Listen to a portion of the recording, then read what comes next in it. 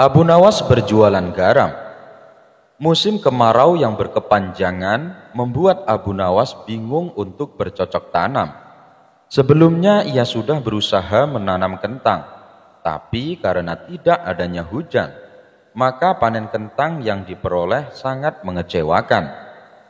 Tak ingin mengalami kerugian untuk kedua kalinya, hingga akhirnya ia mencoba berusaha menjual garam.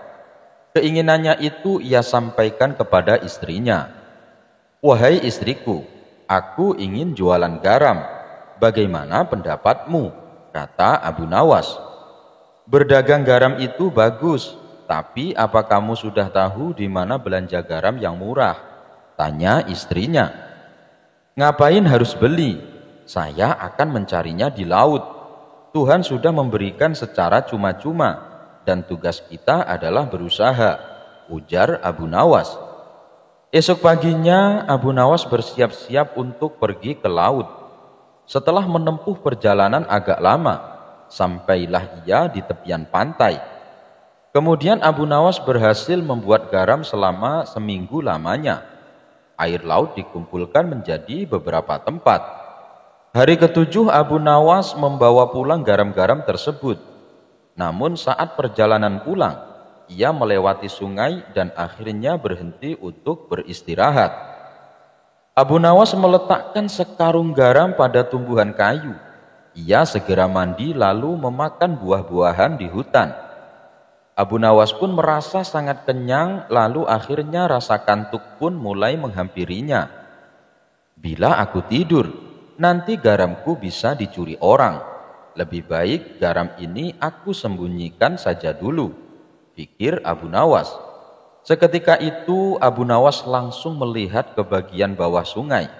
Ia langsung mengambil sekarung garam dan meletakkannya di sungai. Sesudah selesai, ia kemudian berjalan ke sebuah pohon rindang untuk tidur. Beberapa saat kemudian, Abu Nawas pun terbangun lalu bergegas mengambil sekarung garam miliknya. "Aku harus cepat pulang. Pasti istriku sudah lama menungguku," ucap Abu Nawas. Setibanya di rumah, Abu Nawas terdengar berteriak memanggil sang istri. "Istriku, istriku, ini aku sudah pulang membawa garam," kata Abu Nawas. Lalu Abu Nawas meletakkan karung garamnya di sebuah alas yang sudah dipersiapkan. "Mana garamnya?" tanya sang istri. Di mana ya tadi aku letakkan?" "Di dalam karung." "Wah, ternyata benar garamku dicuri orang sewaktu aku tidur tadi. Padahal aku sudah sembunyikan di tempat yang aman," tutur Abu Nawas. "Memangnya engkau sembunyikan di mana karungnya?" tanya sang istri kembali. "Aku sembunyikan di dalam sungai," jawab Abu Nawas. Sang istri hanya bisa menggelengkan kepala mendengar perkataan suaminya itu. Abu Nawas ditipu wanita tua. Siapa yang sangka ketika Abu Nawas masih muda, ia pernah ditipu wanita tua. Peristiwa ini terjadi saat Abu Nawas sedang berkunjung di kota sahabatnya. Sebelum sampai ke rumahnya, meskipun sebagai tamu, Abu Nawas tak lupa membelikan oleh-oleh untuk sahabatnya itu.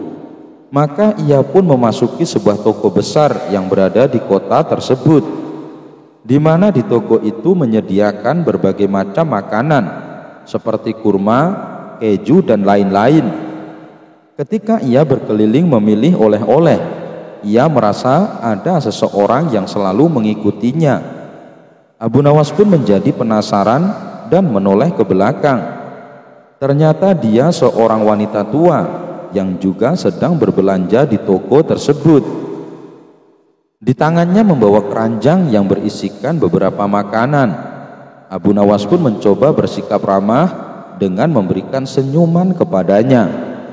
Namun wanita tua itu hanya membalasnya dengan tatapan yang dalam. Singkat cerita, setelah selesai memilih makanan, Abu Nawas menuju pemilik toko untuk membayar belanjaannya. Tiba-tiba dari belakang, pundaknya ditepuk oleh seseorang. Ternyata dia adalah wanita tua yang sedari tadi mengikutinya. Nak, maaf kalau dari tadi ibu ngikutin kamu terus.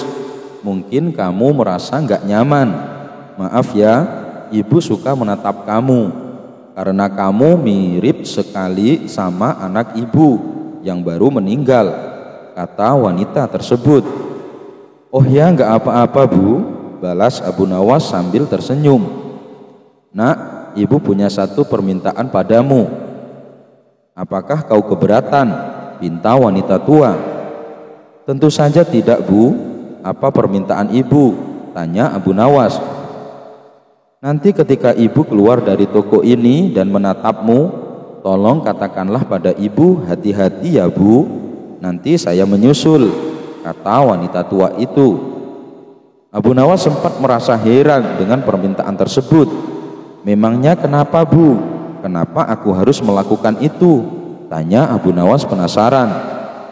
Itu adalah kalimat yang sering almarhum anakku katakan setiap kali aku akan berpisah dengannya, jawab wanita tua tersebut dengan wajah yang sendu.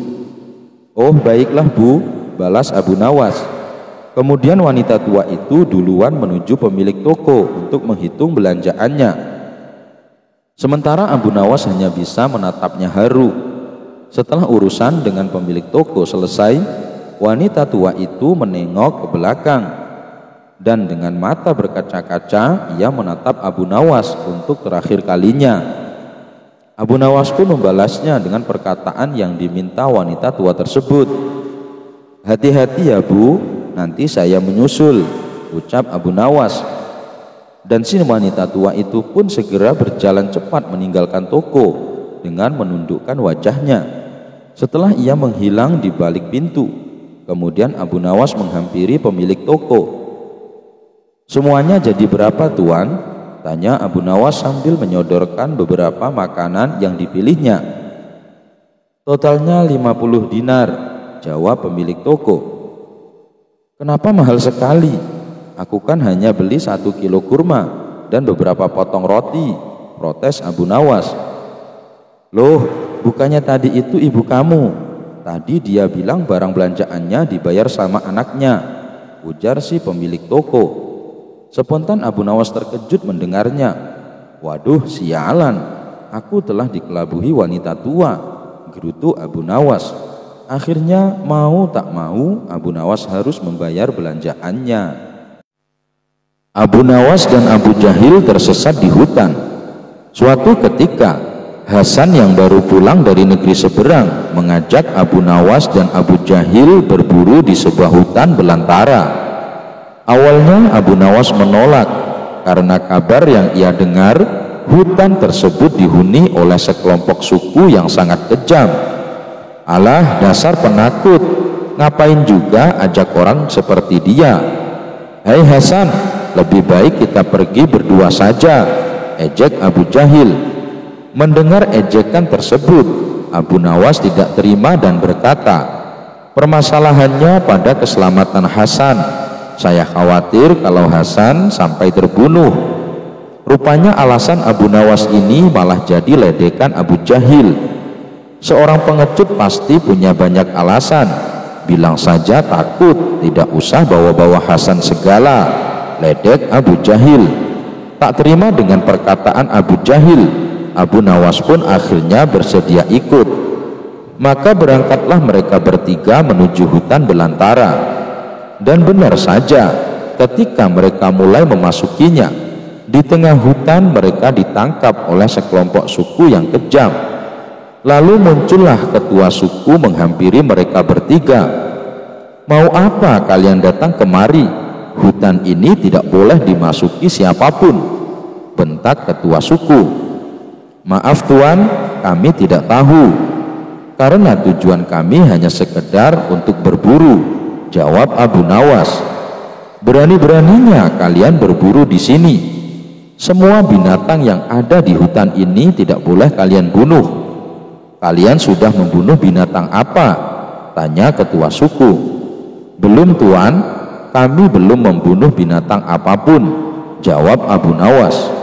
Baguslah, karena belum ada satupun binatang yang terbunuh, maka kalian akan kuampuni. Tapi dengan syarat, masing-masing dari kalian bawakan saya buah yang sama. Perintah ketua suku. Kemudian Hasan, Abu Nawas dan Abu Jahil menyebar ke tengah hutan untuk mencari buah-buahan. Tidak berselang lama, datanglah Hasan dan Abu Nawas membawa buahnya masing-masing. "Buah apa yang kau bawa?" tanya ketua suku kepada Hasan. "Ini buah apel, Tuan," jawab Hasan.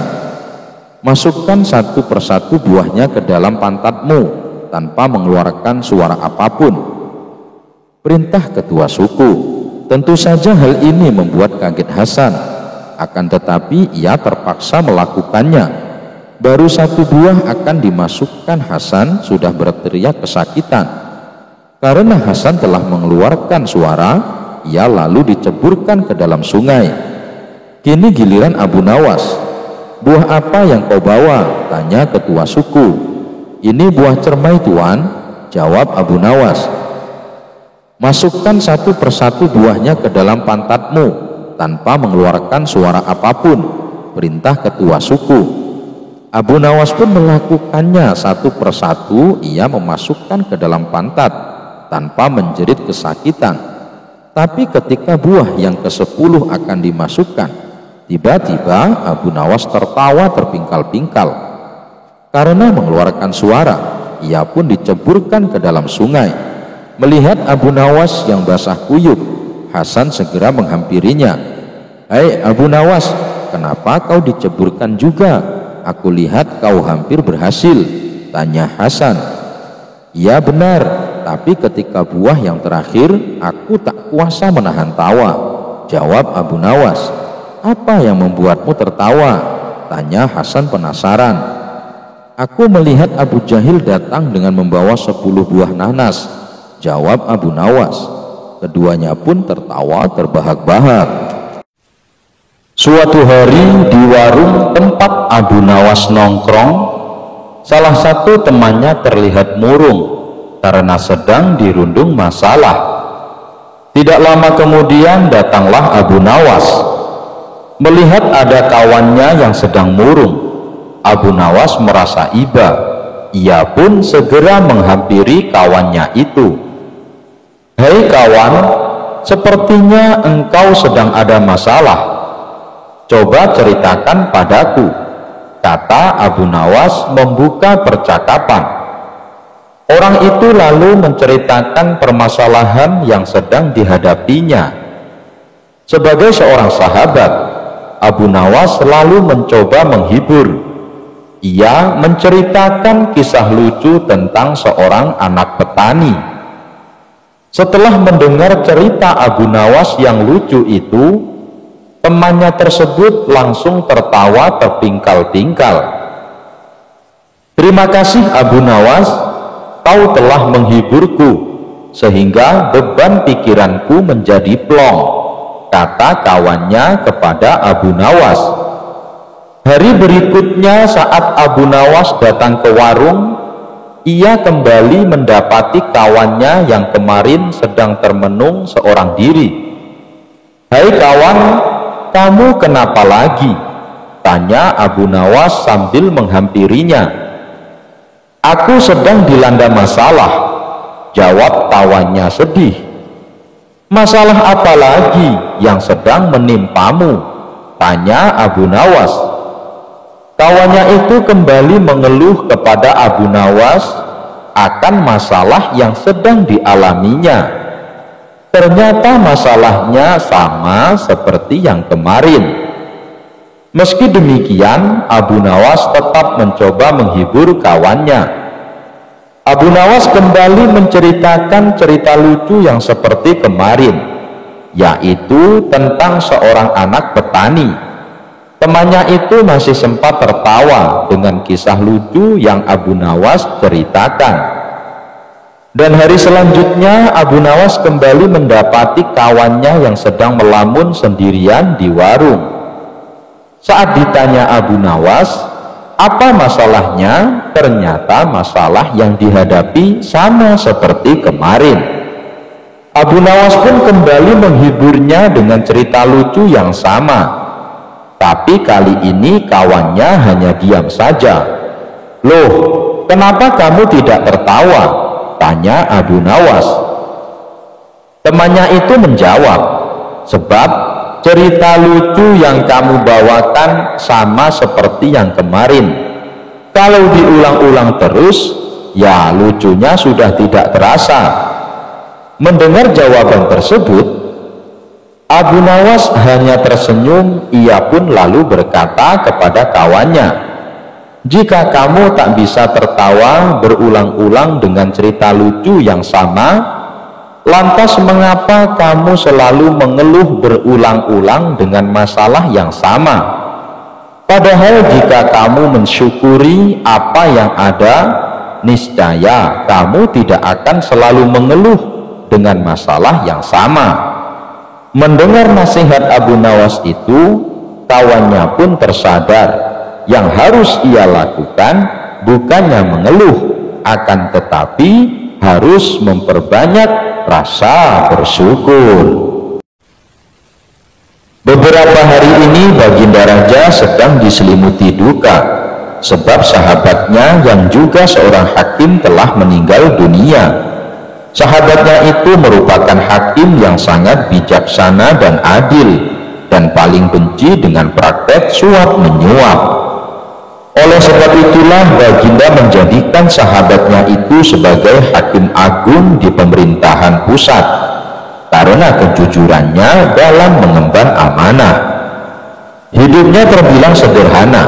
Ia mengambil bayarannya sebagai hakim hanya sebagian, dan sebagiannya lagi ia sedekahkan kepada fakir miskin.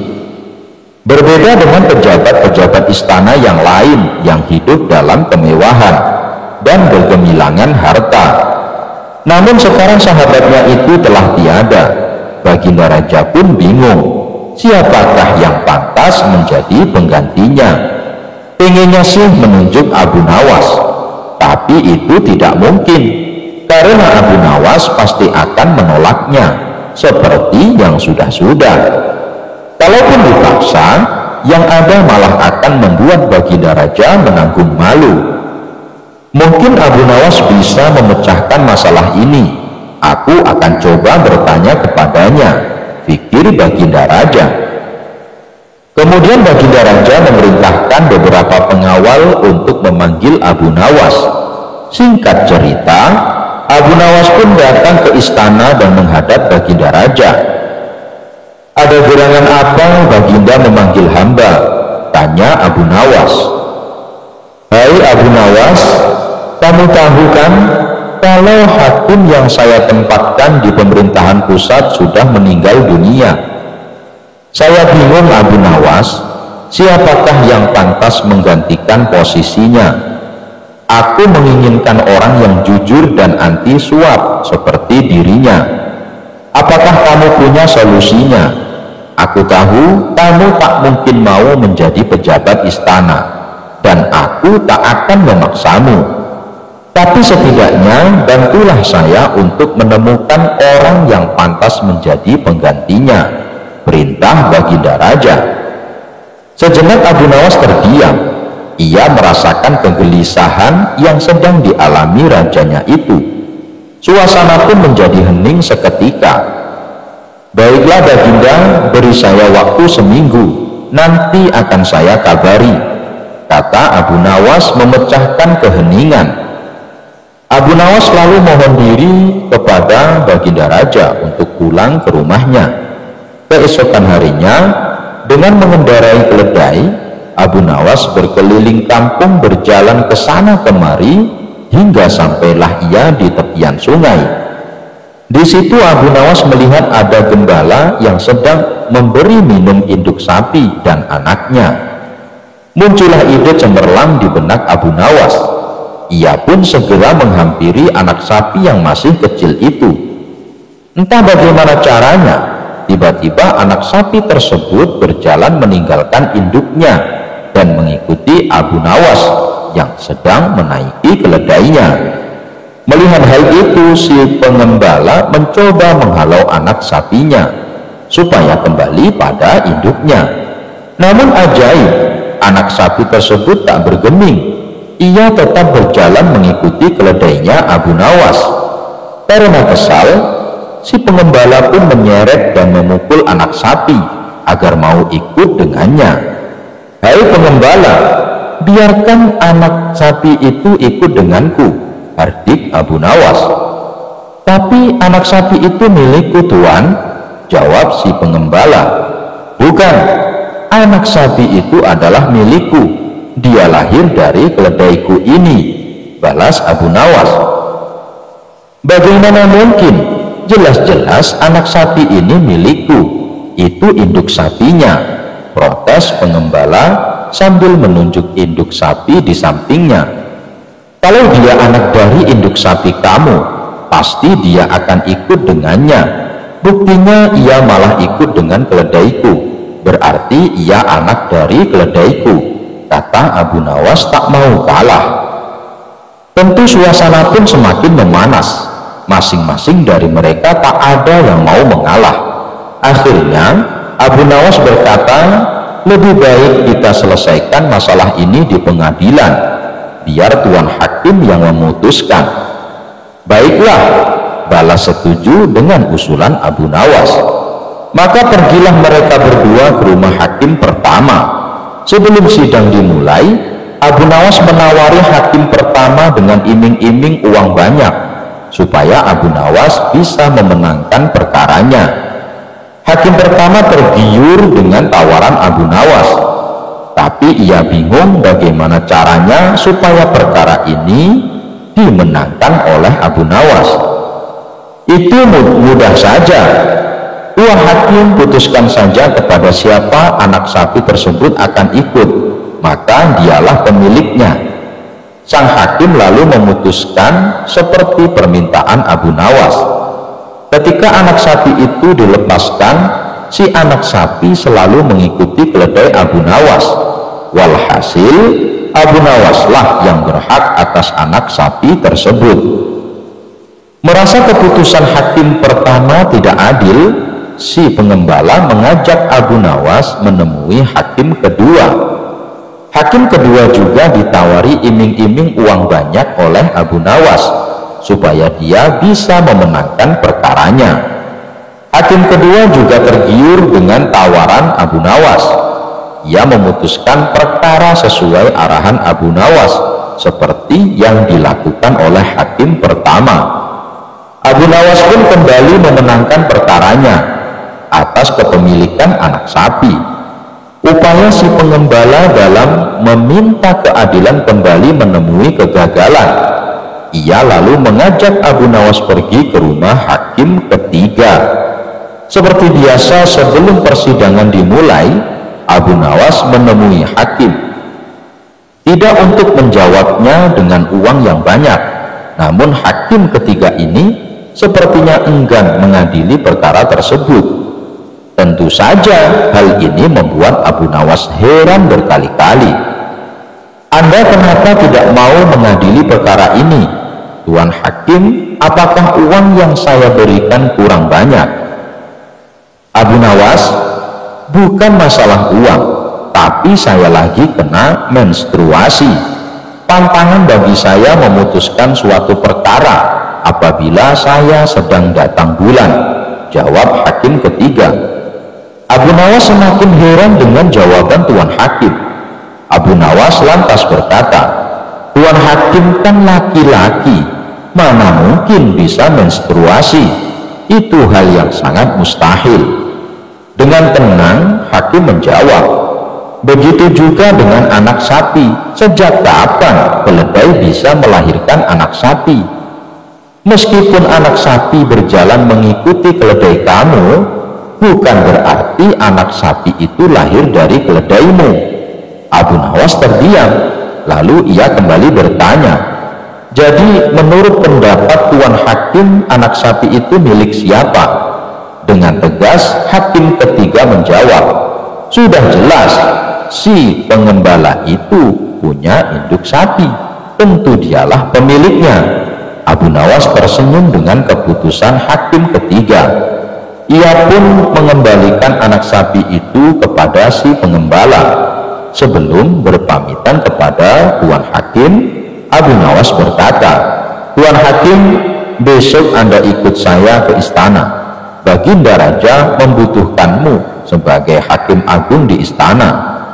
Abu Nawas merasa puas dan lega.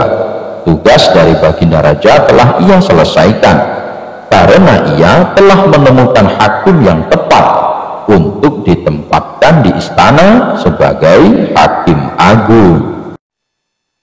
Al-Kisah, kala itu kota Baghdad tengah gempar oleh kehadiran orang asing. Persoalannya bukan pada orangnya, melainkan orang asing tersebut tidak mempercayai adanya Tuhan.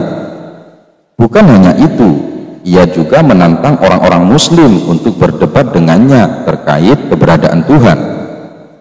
Kabar ini pun tersebar sampai ke telinga Baginda Raja. Karena dianggap membuat resah masyarakat, orang asing ini lalu dipanggil ke istana. "Apa tujuanmu membuat onar di negeri kami?" tanya Baginda Raja.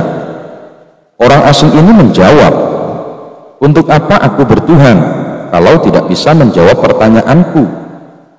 Kemudian Baginda Raja bertanya kembali, "Apakah kamu tidak percaya adanya Tuhan?"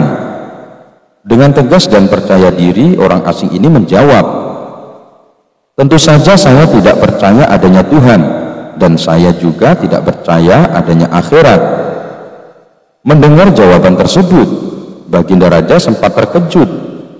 "Tetapi saya dan rakyatku percaya adanya Tuhan, berarti keyakinan kita berbeda, jadi jangan ganggu rakyatku." Kalau Baginda Raja percaya adanya Tuhan, bisakah Baginda menjawab 3 pertanyaanku? Pertanyaan pertama, orang Islam yakin bahwa dunia dan isinya adalah ciptaan Allah. Lalu siapa yang menciptakan Allah? Bukankah sesuatu yang ada pasti ada penciptanya?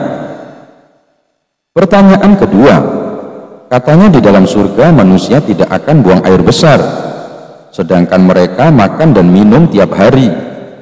Bagaimana mungkin ini bisa terjadi? Padahal segala sesuatu yang akan dimasukkan pasti akan keluar.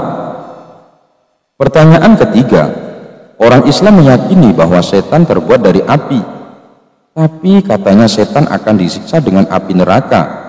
Mana mungkin api bisa menyakiti api? Mendengar pertanyaan orang asing tersebut, Baginda Raja hanya terdiam.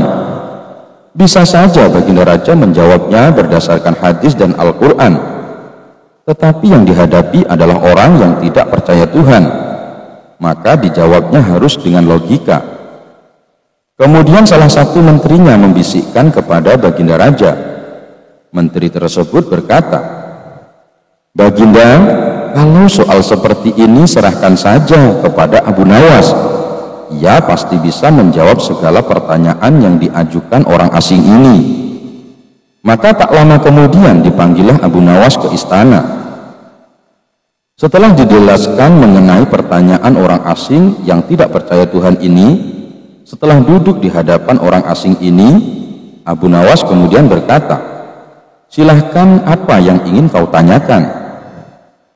Pertanyaan pun sama seperti pertanyaan yang diajukan kepada Baginda Raja, yakni siapa pencipta Tuhan. Mendengar pertanyaan itu, Abu Nawas kemudian berkata, "Anda pasti tahu kalau kami selaku orang Islam mengakui hanya ada satu Tuhan. Kita istilahkan saja Tuhan dengan angka 1. Sekarang gantian aku yang bertanya. Angka 3 berasal dari angka berapa?" tanya Abu Nawas. "Angka 3 berasal dari angka 2 ditambah 1, jawab orang asing tersebut. "Tepat sekali. Kalau angka 2 berasal dari angka berapa?" "Angka 2 berasal dari angka 1 ditambah 1. "Benar sekali. Sekarang kalau angka 1 sendiri berasal dari angka berapa?" Orang asing tersebut kaget dengan pertanyaan itu. Ia hanya terdiam, tak bisa menjawabnya. Kemudian Abu Nawas berkata, "Pada intinya semua angka pasti ada awalnya, entah itu angka 5, angka 4, ataupun angka 10. dan angka-angka tersebut diibaratkan alam semesta ciptaan Allah. Apabila kamu bertanya siapa yang menciptakan Allah, sama halnya saya bertanya dari mana angka 1 itu, kamu pasti tidak akan bisa menjawabnya. Orang asing itu pun langsung terdiam dan merenungi kata-kata Abu Nawas. Untuk jawabanmu yang pertama masuk akal juga. Sekarang untuk pertanyaan kedua, bagaimana mungkin manusia bisa buang air besar di surga? Abu Nawas kemudian menjawab, selama kamu dalam kandungan rahim ibumu, tentunya kamu makan dan minum. Karena menurut ilmu medis, seorang janin memakan sesuatu yang dimakan ibunya. Lalu ketika kamu dalam kandungan ibumu selama 9 bulan, apakah kamu pernah buang air besar? Untuk kedua kalinya pertanyaan ini bisa dipatahkan oleh Abu Nawas. Sekarang pertanyaan terakhir, bagaimana mungkin api bisa menyakiti api? Sebelum pertanyaan terakhir aku jawab, ujar Abu Nawas, kita harus berjanji, kamu tidak boleh marah. Tentu saja saya tidak akan marah, jawab orang asing tersebut. Tiba-tiba Abu Nawas menampar pipi orang asing itu dengan sangat keras.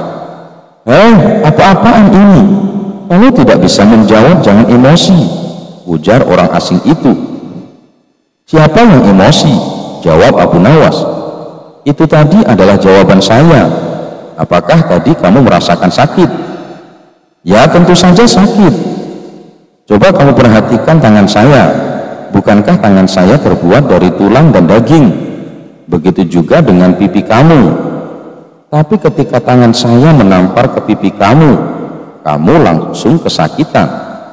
Itulah gambaran sederhana. Kalau api neraka bisa menyakiti setan, setan pasti akan merasa kesakitan, meskipun ia sama-sama terbuat dari api. Orang asing itu pun hanya bisa diam. Semua pertanyaannya dipatahkan oleh Abu Nawas. Baginda Raja pun kagum atas kecerdikan Abu Nawas, dan tidak lupa Abu Nawas diberi hadiah. Suatu hari Abu Nawas mendapatkan hadiah berupa cincin berlian dari Sultan Harun ar-Rasyid. Kepada para tetangganya, cincin itu selalu dipamerkan. Bahkan kemanapun ia pergi, selalu dipakainya pada jari manis kanannya.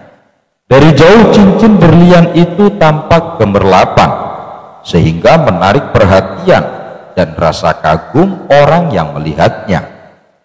Ketika Abu Nawas berjalan di depan rumah seorang saudagar permata, cincin itu memukau perhatian si saudagar. Belum pernah rasanya permata semacam itu dilihatnya. Harganya kira-kira 10.000 dinar. Taksirnya dalam hati, "Hai Abu Nawas, singgahlah barang sebentar kemari," panggilnya dari depan pintu rumah. Ketika Abu Nawas mendekat, saudagar itu segera menyongsongnya dengan wajah berseri-seri. "Bagaimana engkau membeli cincin yang begitu bagus?" tanya saudagar itu seraya mengamat-amati cincin permata di jari manis kanan Abu Nawas. "Hadiah dari Baginda Sultan Harun ar-Rasyid," jawab Abu Nawas bangga. Jawaban itu menguatkan dugaannya bahwa permata itu memang amat berharga dan bukan barang palsu. "Aku bersedia membelinya dengan harga mahal," bujuk saudagar itu. Abu Nawas menggelengkan kepalanya. "Siapa tahu cincin itu dirampas penjahat di jalan. Lebih baik kau jual saja, maka uangmu dapat kau belikan apa saja," ujar saudagar itu menakut-nakuti. "Aku bersedia membayarmu 3.000 dinar, sambungnya. Abu Nawas orang yang pandai, tak gampang terbujuk, apalagi tertipu. Ia tahu bahwa harga cincin itu kira-kira 10.000 dinar. Tawaran itu didiamkannya saja. Dari saku bajunya dikeluarkan sapu tangan, lalu digosoknya cincin itu dengan sapu tangan. Makin bergemilaulah berlian itu. Abu Nawas, dengarlah, modalku seluruhnya berjumlah 4.000 dinar. Baiklah, seluruh uangku yang 4.000 dinar aku bayarkan kepadamu. Boleh kan? Tawar saudagar itu. Mana boleh, permata yang begini indah hanya kau hargai 4.000 dinar, sahut Abu Nawas hendak melangkah pergi. Tunggu dulu Abu Nawas, cegah saudagar itu. Jika aku punya uang lebih dari itu, akan kuberikan kepadamu semuanya. Barangkali 2-3 hari lagi akan kubawakan engkau uang 5.000 dinar. Karena itu jangan kau jual cincinmu kepada orang lain. Abu Nawas hanya senyum-senyum saja lalu pergi. Cincin itu memang tak pernah lepas dari jari manis kanannya. Ketika tidur malam harinya, cincin itu tetap tersunting di jari. Malam itu Abu Nawas bermimpi. Dalam mimpi itu saudagar datang membawa uang 5.000 dinar. Melihat uang sebanyak itu, Abu Nawas tergiur. Tanpa pikir panjang, diterimanya uang sebanyak itu. Lalu diberikannya cincinnya. Begitu girang hatinya memiliki uang 5.000 dinar. Lalu menari-nari, bahkan berjingkrak-jingkrak. Tangannya bertepuk-tepuk, kakinya menghentak-hentak, kepalanya bergoyang ke kiri ke kanan, pinggulnya meliuk-liuk, sehingga keseimbangan badannya menjadi goyah. Tiba-tiba gedebuk, Abu Nawas terjatuh. Ternyata ia terjungkal dari tempat tidur ke lantai. Ia terjaga, jidatnya terasa nyeri karena terantuk lantai. Ia tersadar dari mimpinya. Yang pertama-tama dilakukannya ialah mengamat-amati cincin pada jari manis kanannya. Oh, masih ada, pikirnya. Ia merasa heran mengapa cincin itu masih tetap tersunting di jarinya. Padahal uang pembayaran dari saudagar permata itu sudah diterimanya.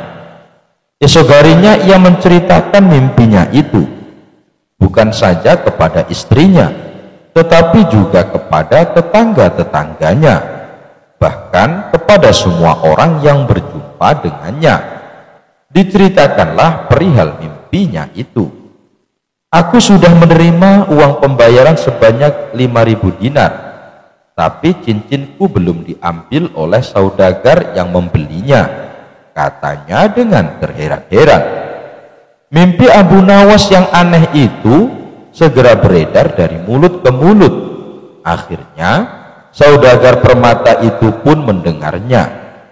Kalau begitu aku berhak mengambil cincin itu, pikirnya. Bukankah aku sudah membayarnya? Bahkan Abu Nawas pun mengaku telah menerima uang pembayaran dariku. Saat itu juga ia berangkat menuju rumah Abu Nawas. Dengan napas terengah-engah ia tiba di rumah Abu Nawas. Abu Nawas, ujarnya, mana cincin berlian yang sudah kubeli? Tapi, sahut Abu Nawas tersendat. Jangan pura-pura lupa, Abu Nawas. Semalam aku sudah membayarmu 5.000 dinar, bukan? Kata saudagar itu sambil telunjuknya pada dada Abu Nawas. Ya, betul, ujar Abu Nawas. Tapi ada 2 hal yang masih harus kita sepakati. Pertama, harga 5.000 dinar itu masih terlalu murah. Genapilah jadi 6.000 dinar. Kedua, karena cincin permata itu pemberian Sultan Harun ar-Rasyid, serah terima cincin itu harus disaksikan pula oleh Baginda Raja. Dengan kesaksian Baginda, engkau pun akan yakin bahwa cincin itu memang benar-benar pemberian Baginda. Baiklah, aku tambah 1.000 dinar nanti, setelah Baginda mengakui cincin itu berasal pemberian Baginda kepadamu, sahut saudagar itu. Aku berganti pakaian dulu, lantas kita berangkat bersama-sama ke istana, kata Abu Nawas sambil masuk ke dalam kamar. Dengan mengenakan pakaian yang paling bagus, Abu Nawas menemui lagi saudagar itu. Kita berangkat sekarang, ajaknya. Hei, mengapa jari manis kamu kau balut dengan sapu tangan putih? Tanya saudagar seraya menunjuk jari manis kanan Abu Nawas. Jari itu terbalut kain tebal. Engkau memperingatkan aku kemarin agar aku berhati-hati, karena penjahat yang melihat permata ini mungkin akan merampasnya, kata Abu Nawas. Betul-betul, kata saudagar itu membenarkannya. Keduanya bergegas berangkat ke istana. Sementara itu, Sultan Harun ar-Rasyid ketika itu baru saja memasuki balai rum. Ketika kedua orang itu tiba di istana, Baginda menunda acara perbincangan dengan para pejabat tinggi, lalu memanggil Abu Nawas dan saudagar itu agar menghadap. Baginda, kami bersama saudagar permata ini menghadap Baginda karena ada sesuatu hal yang hendak kami sampaikan. Cincin permata hadiah dari Baginda beberapa hari yang lalu kepada saya akan saya jual kepada saudagar permata ini, kata Abu Nawas. Mengapa hendak kau jual? Tanya Sultan dengan nada marah. Itu hak saya, Baginda, jawab Abu Nawas. Bukankah cincin ini yang telah Baginda berikan sebagai hadiah kepada saya? Sultan terkejut melihat cincin yang tersunting di jari Abu Nawas. Lebih-lebih saudagar itu, matanya terbelalak dan mukanya pucat seketika. Betapa tidak, cincin yang tersunting di jari manis Abu Nawas tersebut dari tembaga, sedangkan permatanya tidak berkilau sama sekali karena hanya pecahan gelas belaka. Bukan itu yang hendak saya beli, seru saudagar itu, tapi cincin permata berlian pemberian Baginda. Inilah cincin hadiah dari Baginda itu, kata Abu Nawas. Kalau kau tidak percaya, mohonlah kesaksian Baginda. Dalam hati Sultan tersenyum. Macam-macam saja akal Abu Nawas, pikirnya. Betulkah cincin tembaga permata pecahan kaca itu hadiah dari Baginda kepada Abu Nawas? Sembah saudagar itu. Betul, jawab Sultan Harun ar-Rasyid. Memang itulah cincin pemberianku. Saudagar itu gemetar.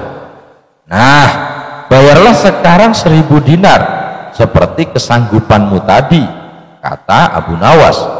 Tapi engkau harus membayar 1000 dinar kepada Abu Nawas. Tukas Baginda memerintahkan saudagar itu membayarnya. Saudagar itu terpaksa mengeluarkan uang 1000 dinar.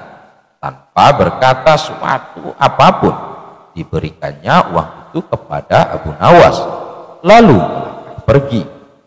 Hai, tunggu dulu, seru Abu Nawas. Ini cincin permata yang sudah kau beli. Saudagar itu tak mau menoleh. Suatu hari yang cerah, Raja Harun ar-Rasyid dan para pengawalnya meninggalkan istana untuk berburu. Namun di tengah perjalanan, salah satu pejabat kerajaan yang bernama Abu Jahil menyusul dengan terengah-engah di atas kudanya. Baginda, Baginda, hamba mau mengusulkan sesuatu, kata Abu Jahil sambil mendekati sang raja. Apa usulmu, wahai Abu Jahil? Tanya Baginda Raja. Agar acara berburu ini lebih menarik dan disaksikan banyak penduduk, bagaimana kalau kita selenggarakan saja? Ujar Abu Jahil dengan raut wajah serius. Baginda Raja terdiam sejenak dan mengangguk-angguk. Hamba ingin beradu ketangkasan dengan Abu Nawas, dan nanti pemenangnya akan mendapatkan sepundi uang emas. Tapi kalau kalah, hukumannya adalah dengan memandikan kuda-kuda istana selama 1 bulan. Tutur Abu Jahil meyakinkan Baginda Raja. Akhirnya sang raja menyetujui usulan Abu Jahil tersebut. Hitung-hitung sayembara itu akan memberikan hiburan kepadanya. Maka dipanggillah Abu Nawas untuk menghadap kepadanya. Abu Nawas pun segera menghadap Raja Harun. Ia diberi petunjuk panjang lebar oleh Baginda Raja. Pada awalnya Abu Nawas menolak sayembara tersebut karena ia tahu bahwa semua ini adalah akal licik dari Abu Jahil yang ingin menyingkirkannya dari istana. Tapi Baginda Raja Harun memaksa dan Abu Nawas tidak bisa menolak. Abu Nawas berpikir sejenak. Ia tahu kalau Abu Jahil sekarang diangkat menjadi pejabat istana. Ia pasti mengerahkan semua anak buahnya untuk menyumbang seekor binatang buruannya di hutan nanti. Namun karena kecerdikannya, Abu Nawas tersenyum riang. Abu Jahil yang melihat perubahan raut muka Abu Nawas menjadi penasaran dibuatnya. Mana mungkin Abu Nawas bisa mengalahkan dirinya kali ini, pikir Abu Jahil dalam hati. Akhirnya Baginda menggiring mereka di tengah alun-alun istana. Raja dan seluruh rakyat menunggu siapa yang akan menjadi pemenang dalam lomba berburu. Trompet tanda mulai adu ketangkasan pun telah ditiup. Abu Jahil segera memacu kudanya secepat kilat menuju hutan belantara. Anehnya, Abu Nawas justru sebaliknya. Dia dengan santainya menaiki kudanya sehingga para penonton banyak yang berteriak. Menjelang sore hari, tampaklah kuda Abu Jahil memasuki pintu gerbang istana. Ia pun mendapat sambutan meriah dan tepuk tangan dari rakyat yang menyaksikannya. Di sisi kanan dan kiri kuda Abu Jahil tampak puluhan hewan yang mati terpanah. Abu Jahil dengan tersenyum bangga memperlihatkan semua binatang buruannya di tengah lapangan. Aku, Abu Jahil, berhak memenangkan lomba ini. Lihat, binatang buruanku banyak. Mana mungkin Abu Nawas mengalahkanku? Teriaknya lantang yang membuat para penonton semakin ramai bertepuk tangan. Tidak berapa lama kemudian terdengar suara kaki kuda Abu Nawas. Semua orang menertawakan dan meneriakinya karena Abu Nawas tak membawa satu pun binatang buruan di kudanya. Tapi Abu Nawas tidak tampak gusar sama sekali. Ia malah tersenyum dan melambaikan tangan. Baginda Raja menyuruh 2 orang pengawalnya maju ke tengah lapangan dan menghitung jumlah binatang buruan yang didapatkan 2 peserta tersebut. Dan kesempatan pertama, para pengawal menghitung jumlah binatang hasil buruan Abu Jahil. 35 ekor kelinci, ditambah 5 ekor rusa dan 2 ekor babi hutan, kata salah satu pengawal. Kalau begitu, akulah pemenangnya, karena Abu Nawas tak membawa seekor binatang pun, teriak Abu Jahil dengan sombongnya. Tenang, tenang, aku membawa ribuan binatang. Jelaslah aku pemenangnya, dan engkau wahai Abu Jahil, silahkan memandikan kuda-kuda istana menurut aturan lomba. Semua binatang boleh ditangkap, yang penting jumlahnya, kata Abu Nawas sambil membuka bambu kuning yang telah diisi dengan ribuan semut merah. Jumlahnya sangat banyak Baginda, mungkin ribuan, kami tak sanggup menghitungnya lagi, kata pengawal kerajaan yang menghitung jumlah semut itu. Melihat kenyataan itu, Abu Jahil tiba-tiba saja jatuh pingsan. Baginda Raja tertawa terpingkal-pingkal dan langsung memberi hadiah kepada Abu Nawas. Kecerdikan dan ketulusan hati pasti bisa mengalahkan kelicikan. Suatu kali Abu Nawas pergi keluar kota untuk menemui sahabat lamanya. Dengan membawa perbekalan seadanya, ia berangkat menuju kota tempat sahabatnya. Singkat cerita, sampailah ia di rumah sahabatnya. Assalamualaikum, ucap Abu Nawas saat mengetuk pintu rumahnya. Saat pintu rumah dibuka, sahabatnya kaget bercampur bahagia. Waalaikumsalam Abu Nawas, apa kabarmu? Jawab sahabatnya sambil memeluk Abu Nawas. Mari silahkan masuk, ajak sahabatnya. Mereka berdua saling melepas rindu dan terlibat perbincangan yang penuh canda tawa. Setelah ngobrol ke sana kemari, terdengarlah suara azan asar.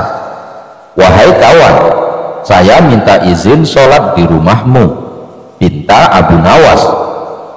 "Oh, silahkan Abu Nawas, saya mau keluar sebentar untuk membeli makanan," balas sahabatnya. Abu Nawas lalu ke kamar mandi untuk berwudu. Tapi saat ia akan melaksanakan sholat, ia bingung di mana letak arah kiblat.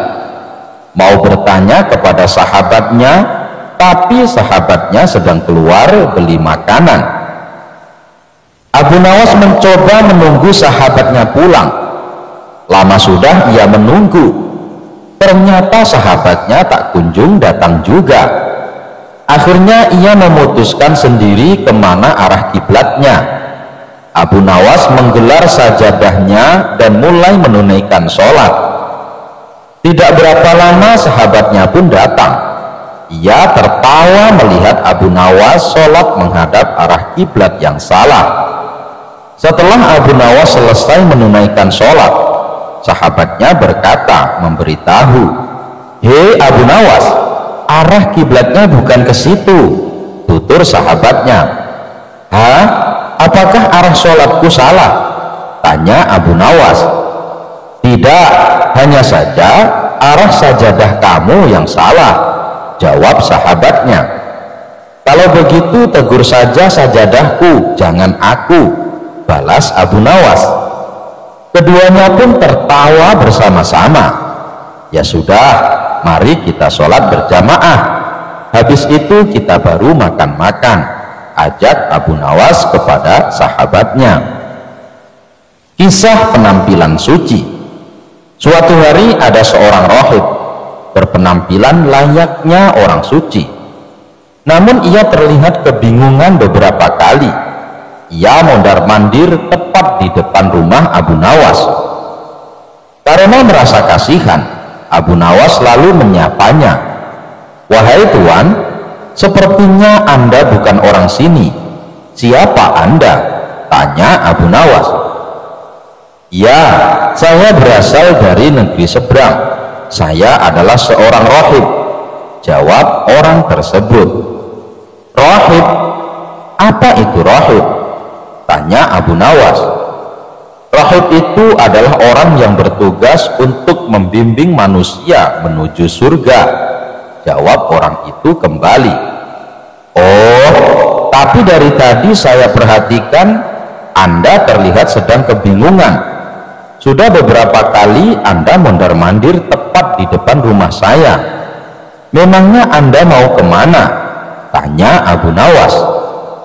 "Saya mau ke pasar, tapi tidak tahu jalannya," ujar sang rahib.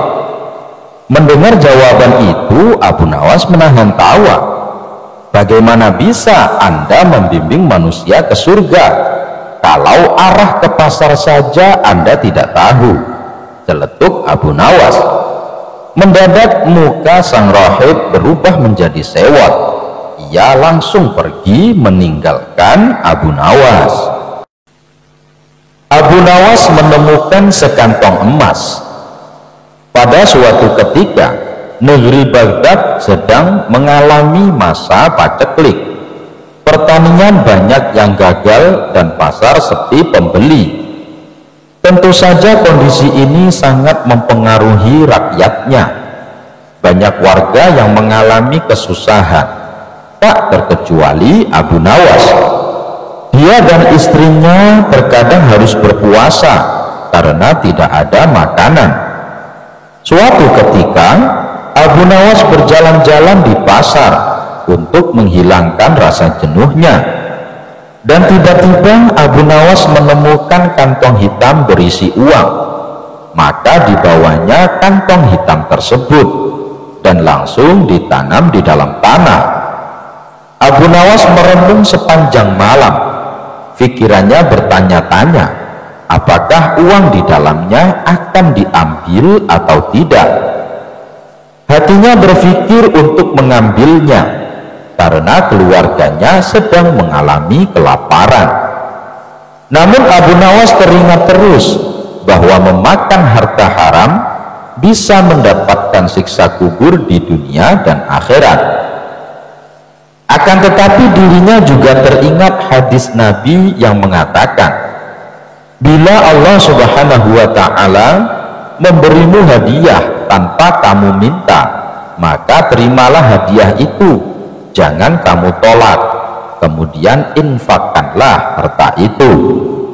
Ketika mengingat hadis tersebut, Abu Nawas berkata kepada dirinya sendiri, sungguhkah ini hadiah dari Allah Subhanahu wa ta'ala, dan hadiah itu bagi orang yang menemukan uang tersebut. Namun hal itu tidak menjadikan Abu Nawas membuka kantong temuannya dan masih menunggu barangkali pemiliknya akan datang. Hari pun berlalu, dan ketika Abu Nawas kembali berjalan-jalan di pasar, ia mendengar seorang saudagar lelaki kaya sedang mengumumkan bahwa kantongnya hilang. Wahai para penduduk Baghdad, barang siapa yang menemukan kantong hitam berisi uang 1000 dinar, maka kembalikanlah dengan jaminan dari Allah Subhanahu wa ta'ala. Mendengar hal tersebut, lalu Abu Nawas mendekati lelaki tersebut dan berkata, wahai Tuan, negeri kami sedang mengalami masa paceklik. Banyak di antara kami yang hidup miskin. Seumpama uang Anda ditemukan oleh orang yang mengalami kesusahan, maukah Tuan memberikan sedikit uang secara halal? Ucap Abu Nawas. Berapa yang diinginkannya? Tanya lelaki saudagar kaya. 1/10-nya Tuan, jawab Abu Nawas.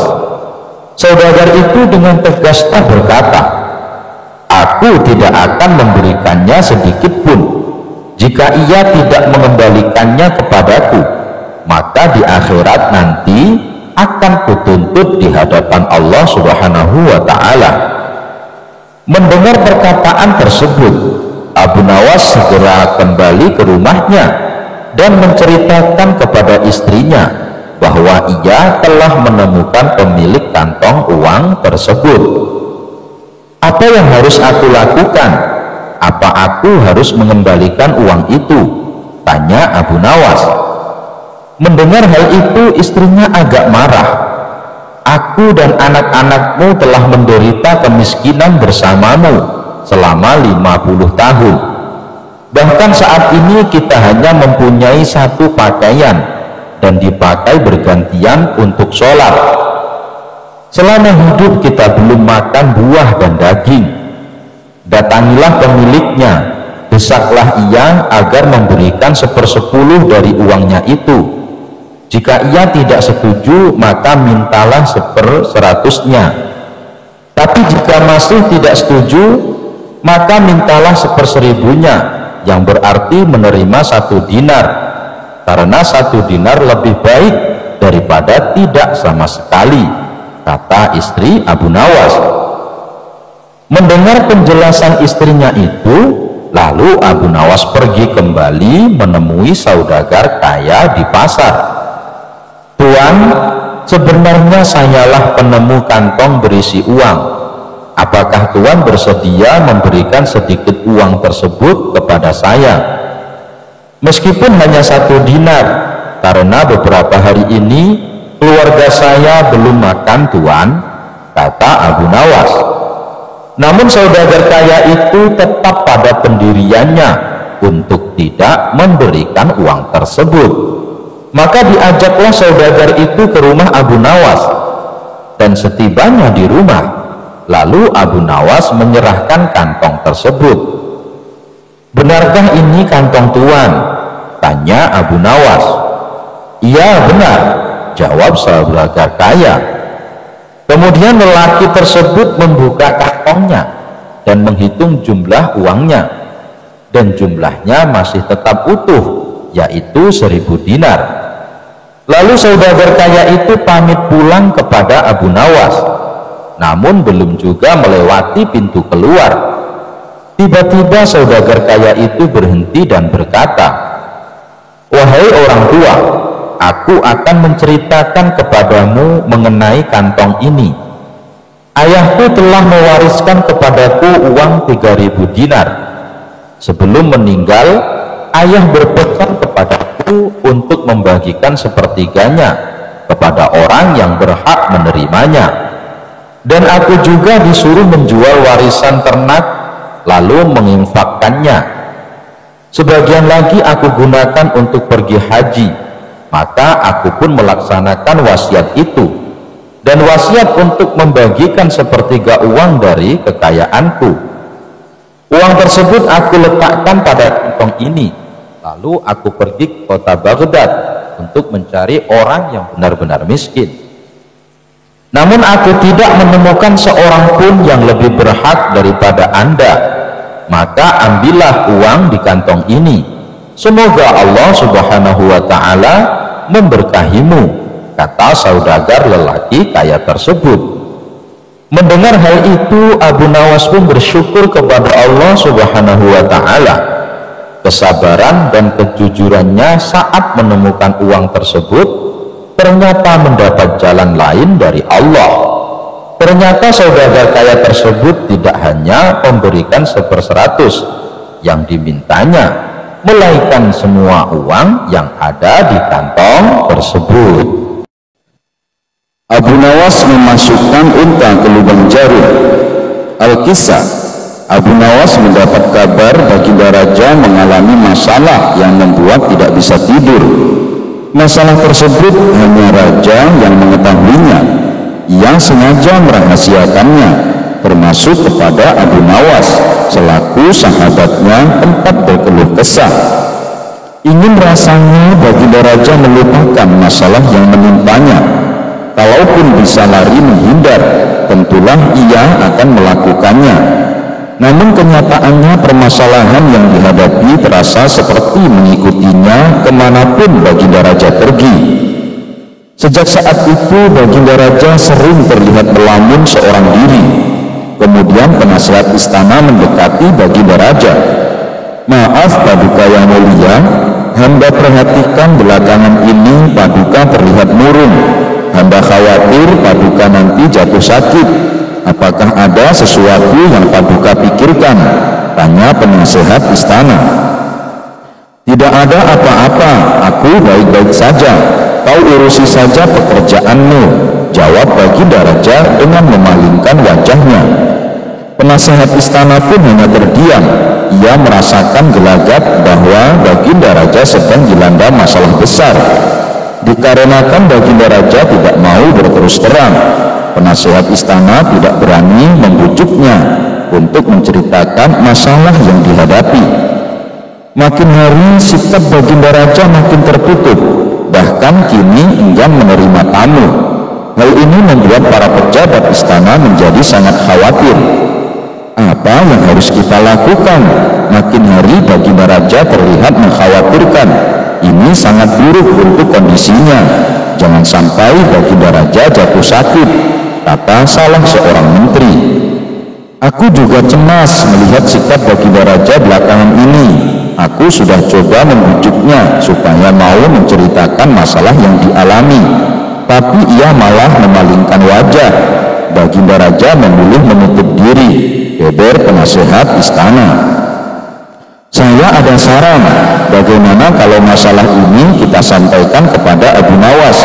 Biasanya dia tahu solusinya, ujar salah satu dari menteri. Ya, saya setuju dengan saran tersebut, balas lainnya. Maka beberapa menteri istana segera mendatangi rumah Abu Nawas. Melihat yang datang adalah para menteri, Abu Nawas sempat terkejut. Biasanya yang diutus baginda raja adalah prajurit istana. Kenapa kalian yang datang? Tanya Abu Nawas.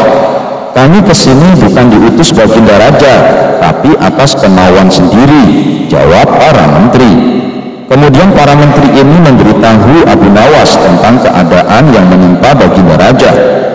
Kami semua sudah berusaha memberi perhatian, tapi baginda raja selalu menutup diri, kata salah satu menteri. Baiklah, aku akan coba menghiburnya. Mari kita ke istana sekarang, ajak Abu Nawas. Singkat cerita, Abu Nawas menghadap Baginda Raja. Ia lalu bercerita kisah-kisah jenaka di hadapan Baginda Raja, berharap bisa terhibur dan tertawa, tapi ternyata tidak ada reaksi apapun. Baginda Raja hanya terdiam, malah meninggalkan Abu Nawas lalu masuk ke kamarnya. Selepas Baginda Raja pergi, para menteri segera menghampiri Abu Nawas. "Bagaimana ini Abu Nawas? Kamu lihat sendiri kan?" ucap mereka. "Sepertinya Baginda Raja sedang mengalami masalah berat. Biarkan aku pulang dulu. Aku akan memikirkan cara untuk mengatasi masalah ini," ucap Abu Nawas. Setibanya di rumah, Abu Nawas terus memikirkan cara terbaik memecahkan masalah ini. Setelah berpikir cukup lama, akhirnya Abu Nawas menemukan ide cemerlang. Esok harinya Abu Nawas pergi ke pasar. Di hadapan orang-orang, Abu Nawas berteriak, "Apakah di antara kalian ada yang bisa memasukkan unta ke lubang jarum?" Mendengar pertanyaan Abu Nawas, semua orang yang ada di sana heran. Salah satu dari mereka lalu menjawab, "Mana mungkin bisa, itu perkara yang mustahil." Dengan lantang Abu Nawas membalas, "Tidak ada perkara yang mustahil. Jangankan aku, anak kecil pun bisa." "Kalau kau memang bisa, coba tunjukkan kepada kami," pinta mereka. "Maaf kawan-kawan, sayangnya aku hanya bisa membuktikannya bila di hadapan Baginda Raja," jawab Abu Nawas. Begitulah seterusnya setiap ada keramaian, orang ataupun perkumpulan, Abu Nawas selalu mengatakan hal yang sama. Akhirnya kabar tentang Abu Nawas bisa memasukkan unta ke lubang jarum sampai juga hingga telinga Baginda Raja. Awalnya Baginda Raja tidak terlalu memedulikannya, tapi lama-kelamaan timbul juga rasa penasaran pada dirinya. Maka diperintahkanlah beberapa pengawal istana memanggil Abu Nawas. "Tuan Abu Nawas, Anda diperintah Paduka untuk datang ke istana," ucap seorang prajurit. "Benarkah?" tanya Abu Nawas memastikan. "Benar Tuan Abu Nawas," jawab dia. "Rencanaku akhirnya berhasil," pikir Abu Nawas. "Oh iya, bagaimana kondisi Baginda Raja sekarang?" tanya Abu Nawas lagi. "Baginda masih sering mengurung diri dan sering tampak termenung," jawab salah satu prajurit. "Baiklah, aku akan ke sana sekarang," balas Abu Nawas. Tidak lama kemudian Abu Nawas sampai di istana menghadap Baginda Raja. "Wahai Abu Nawas, aku dengar kau bisa memasukkan seekor unta ke lubang jarum. Kau bersedia membuktikannya bila di hadapanku. Benarkah itu?" tanya Baginda Raja. "Benar Paduka yang mulia," jawab Abu Nawas. "Bagaimana mungkin? Aku rasa itu perkara yang mustahil," balas Baginda Raja. "Di dunia ini tidak ada yang mustahil Paduka," ujar Abu Nawas. "Baiklah, sekarang coba kau buktikan," perintah Baginda Raja. "Caranya mudah Paduka. Kita tinggal membuat jarum yang lubangnya lebih besar daripada seekor unta.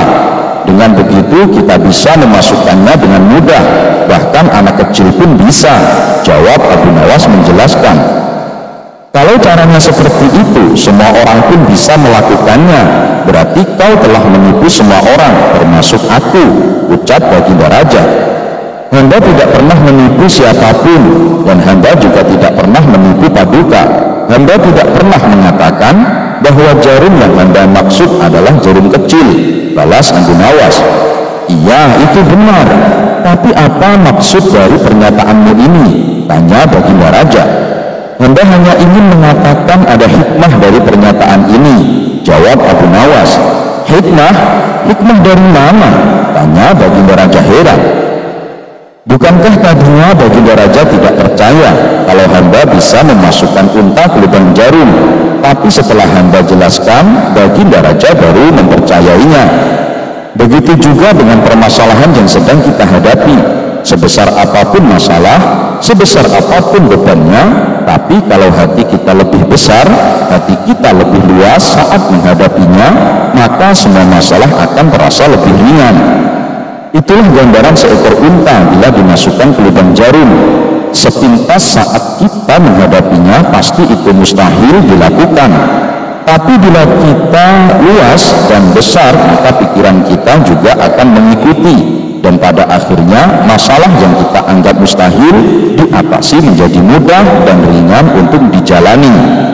Bagaimana kita akan bisa tenang bila kita menghadapi masalah dengan hati yang sempit? Tutur Abu Nawas. Seketika Baginda Raja terdiam.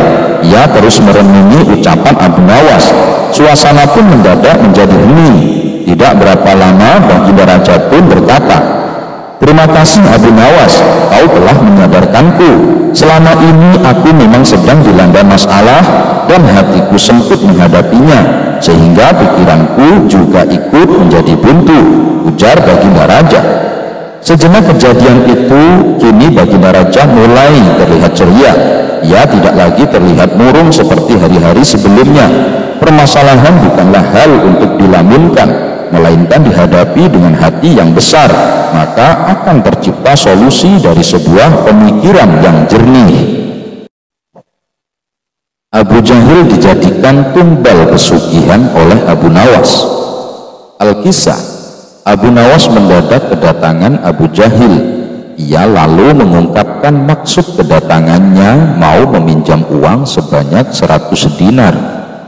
Tentu saja Abu Nawas kaget mendengarnya. "Dari mana aku punya uang sebanyak itu?" ucap Abu Nawas. "Ayolah, aku yakin kamu pasti ada. Pinjamilah barang sebulan," minta Abu Jahil merengek.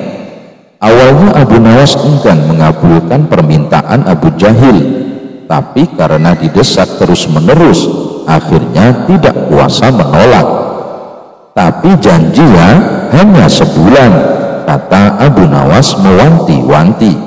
"Iya, aku janji Abu Nawas. Bulan depan ketika kebunku sudah panen, pasti akan aku kembalikan," ujar Abu Jahil coba merayu meyakinkan. Setelah sebulan lamanya, Abu Jahil tidak kunjung mengembalikan uang. Padahal saat itu kebun miliknya sudah panen dan hasilnya melimpah. Payah Abu Jahil, dia tidak menepati janjinya, batin Abu Nawas. Dikarenakan sedang sangat membutuhkan uang, Abu Nawas terpaksa mendatangi rumah Abu Jahil untuk menagih hutang. "Mana janjimu Abu Jahal?" katanya. "Dalam sebulan kau akan mengembalikan uangnya," kata Abu Nawas. Abu Jahil pun menjawab bahwa dirinya belum bisa membayar hutang. Dia beralasan uang hasil panen kebunnya sudah habis untuk mengobati saudaranya yang sedang sakit. "Jangan khawatir Abu Nawas, bulan depan pasti akan aku bayar," ujar Abu Jahil. Abu Nawas tentu sangat kecewa. Ia akhirnya pulang tanpa membawa uang. Beberapa hari kemudian, Abu Nawas mendengar kabar Abu Jahil sering mengajak kawan-kawannya pesta pora di rumahnya. Mendengar hal itu, Abu Nawas pun menjadi emosi. "Kurang ajar, katanya uangnya sudah habis, tapi malah sering bikin pesta," gerutu Abu Nawas. Untuk menagihnya kembali itu tidak mungkin. Abu Jahil pasti tidak akan membayar hutangnya dengan beribu macam alasan. Akhirnya terbesit di benak Abu Nawas suatu ide untuk mengerjai Abu Jahil. Esok harinya pergilah Abu Nawas menemui sahabatnya yang ada di kampung seberang. Ia pun mulai mengatur siasat dan meminta bantuan sahabatnya itu. Setelah siasatnya sudah diatur dengan matang, maka Abu Nawas segera mendatangi rumah Abu Jahil. "Kenapa kemari Abu Nawas? Kan sudah kubilang mengembalikan uangnya bulan depan," kata Abu Jahal. "Kamu jangan salah paham Abu Jahil. Aku kesini bukan mau menagih hutang, tapi ingin mengajakmu menemui orang pintar," balas Abu Nawas. "Menemui orang pintar untuk apa?" tanya Abu Jahil penasaran. "Begini Abu Jahil, di kampung seberang katanya ada dukun pesugihan yang bisa membuat kita jadi kaya. Aku ingin mencobanya ke sana," jawab Abu Nawas. "Benarkah?" baiklah aku ikut Abu Nawas, aku juga ingin kaya raya, sahut Abu Jahil kegirangan. Singkat cerita, sampailah Abu Nawas dan Abu Jahil di rumah seorang dukun pesugihan. Setelah keduanya dipersilahkan masuk, dukun tersebut bertanya, ada keperluan apa kalian kemari? Abu Nawas lalu mengungkapkan keinginan ingin kaya raya tanpa harus bekerja. Oh, itu gampang, tapi ada syaratnya, ujar dukun tersebut. Apa itu syaratnya? Tanya Abu Nawas. Syaratnya harus ada tumbal, tapi jangan khawatir, tumbalnya tidak harus dari keluarga. Orang lain juga bisa dijadikan tumbal, tapi orang lain tersebut adalah orang yang ada kaitannya dengan hartamu, jawab sang dukun. Maksudnya bagaimana? Saya belum paham, tanya Abu Nawas lagi. Ya, misalnya orang yang punya utang sama kamu, maka orang tersebut bisa dijadikan tumbal meskipun dia bukan anggota keluargamu, jawab sang dukun. Kalau orangnya tidak mau bagaimana? Tanya Abu Nawas. Kamu tidak perlu minta izin, orang tersebut nanti akan jadi tumbal tanpa dia sadari dan ia akan mati mengenaskan, kata sang dukun menjelaskan. Oh begitu, baiklah aku setuju, balas Abu Nawas sambil melirik ke arah Abu Jahil. Abu Jahil yang merasakan gelagat dirinya akan dijadikan tumbal seketika langsung gemetaran. Kemudian Abu Nawas diajari mantra oleh sang dukun sebagai ritual saat tengah malam. Sepulangnya dari rumah sang dukun di tengah perjalanan, Abu Nawas berkata, Abu Jahil, hutangmu yang 100 dinar tidak usah kamu kembalikan, aku ikhlas. Mendengar hal itu, Abu Jahil langsung ketakutan. Jangan Abu Nawas, aku akan mengembalikan uangnya sekarang juga. Nanti setelah kita sampai di rumah, aku akan langsung mengembalikannya, sahut dia ketakutan. Bukannya kemarin kamu bilang uangmu sudah habis, goda Abu Nawas. Uangku masih banyak Abu Nawas, aku kemarin bohong sama kamu, ucap Abu Jahil. Akhirnya hari itu juga Abu Jahil langsung mengembalikan uang yang dipinjam. Ternyata dukun yang didatangi Abu Nawas dan Abu Jahil adalah sahabatnya Abu Nawas. Abu Nawas dan sahabatnya sengaja mengatur siasat tersebut supaya Abu Jahil segera melunasi hutangnya. Raja menjadi pengemis. Abu Nawas kaget ketika tiba-tiba disuruh menuju ke istana. Di sana telah menunggu baginda yang tengah duduk tegap di singgasana istana. Hai, apa kabar Abu Nawas? Sapa baginda raja. Aku benar-benar mengharap bantuanmu. Bantuan apa baginda raja? Abu Nawas balik bertanya. Begini Abu Nawas, baginda mulai bercerita. Aku dengar Tuan Habul sudah mulai membangkang terhadap kewajiban negara. Pembantu-pembantuku di daerah melaporkan kalau dia sudah tidak mau lagi membayar zakat. Padahal dia orang yang kaya raya loh. Mengapa baginda tidak panggil saja dia ke istana, lalu jebloskan ke dalam penjara, habis perkara? Gitu aja kok repot. Sebenarnya bisa saja aku berbuat begitu, tapi apa tidak ada cara lain? Soalnya sayang kalau aku menghukumnya. Bagaimanapun dulu dia adalah orang yang paling rajin membayar zakat.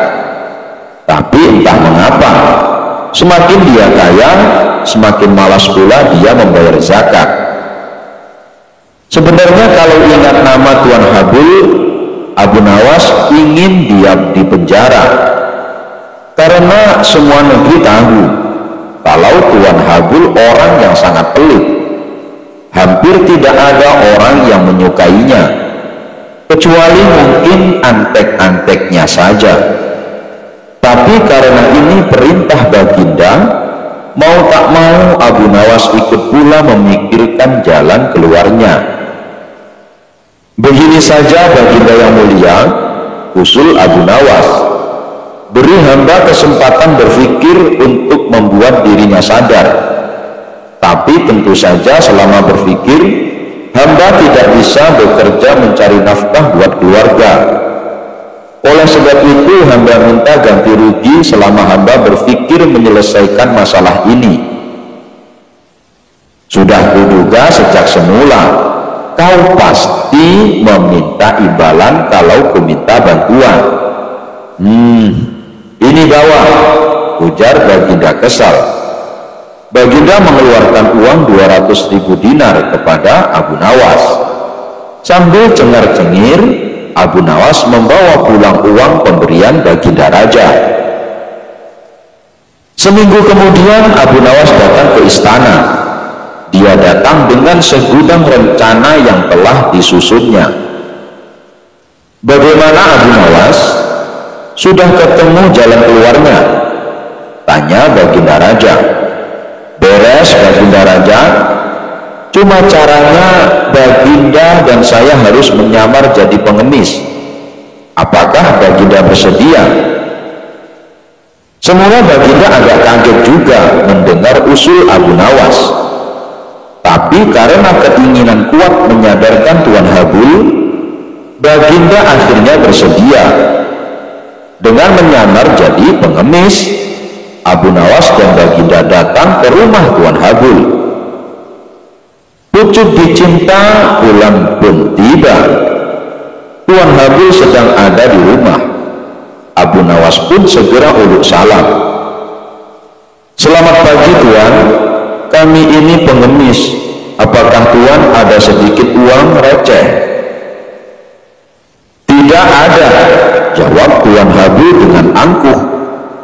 Kalau begitu, apakah Tuan punya pecahan roti kering sekedar untuk mengajar perut kami yang sedang lapar? Tidak ada. Kalau begitu kami minta air putih. Tidak banyak, masing-masing 1 gelas saja. Sudah kubilang, aku tidak punya apa-apa. Tuan Habul mulai tidak bisa menahan emosinya. Dan rupanya jawaban ini yang ditunggu-tunggu Abu Nawas. Kalau Tuan tidak punya apa-apa, ketus Abu Nawas, mengapa Tuan tidak ikut kami saja menjadi pengemis?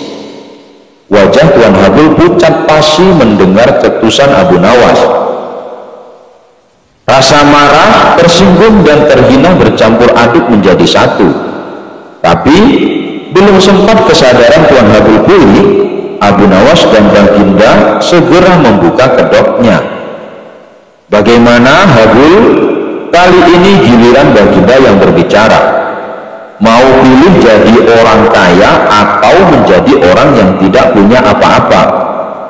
Kalau pilih jadi orang yang tidak punya apa-apa, ya ikut saja Abu Nawas mengemis dari rumah ke rumah. Tapi kalau pilih menjadi orang kaya, ya jangan lupa membayar zakat. Bukan begitu Habul? Mendengar penuturan baginda, Tuan Habul terdiam 1000 bahasa. Dia merasa sangat malu. Sedangkan Abu Nawas hanya cengengesan menyaksikan kejadian itu. Enak saja baginda menyuruhku jadi pengemis, gumam Abu Nawas sambil mengumpat dalam hati. Apa boleh buat? Zakat kewajiban bagi yang mampu untuk menunaikannya. Abu Nawas lebih hebat dari jin ifrit.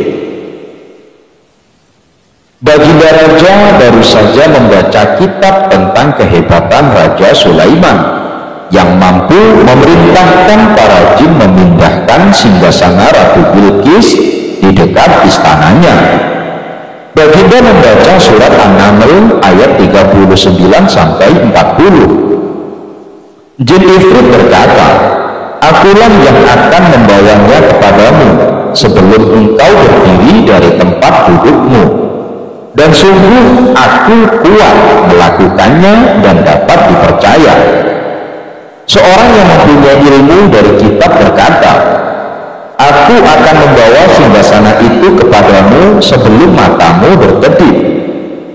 Maka ketika Nabi Sulaiman melihat singgasana itu terletak di hadapannya, dia pun berkata, "Ini termasuk karunia Rohku untuk mengujiku, apakah aku bersyukur atau mengingkari nikmatnya. Barang siapa bersyukur, maka sesungguhnya dia bersyukur untuk kebaikan dirinya sendiri. Dan barang siapa ingkar, maka sesungguhnya Rohku Maha Kaya, Maha Mulia." Al-Quran Surah An-Naml ayat 39 sampai 40. Baginda mencermati ayat tersebut. Jin ifrit saja bisa dikalahkan seorang ulama. Berarti manusia lebih sakti dari para jin. Ulama di masa Raja Sulaiman lebih cepat memindahkan singgasana Ratu Bilqis dibanding jin ifrit. Ulama itu mampu membawa singgasana ke hadapan Nabi Sulaiman sebelum dia mengedipkan mata, sedangkan ifrit hanya mampu membawanya ke hadapan Nabi Sulaiman sebelum dia bangkit dari tempat duduknya. Baginda tiba-tiba merasa tertarik. Hatinya mulai tergelitik untuk melakukan hal yang sama. Mendadak beliau ingin istananya dipindahkan ke atas gunung agar bisa lebih leluasa menikmati pemandangan di sekitar. Dan bukanlah hal itu tidak mustahil bisa dilakukan, karena ada Abu Nawas yang amat cerdik di negerinya. Kalau di masa Raja Sulaiman ada ulama yang lebih hebat dari jin ifrit, di masa sekarang ada Abu Nawas, ujar Baginda dalam hati. Baginda pun segera memanggil Abu Nawas. Setelah Abu Nawas dihadapkan, Baginda berkata, "Sanggupkah engkau memindahkan istanaku ke atas gunung agar aku lebih leluasa melihat negeriku?" tanya Baginda Raja.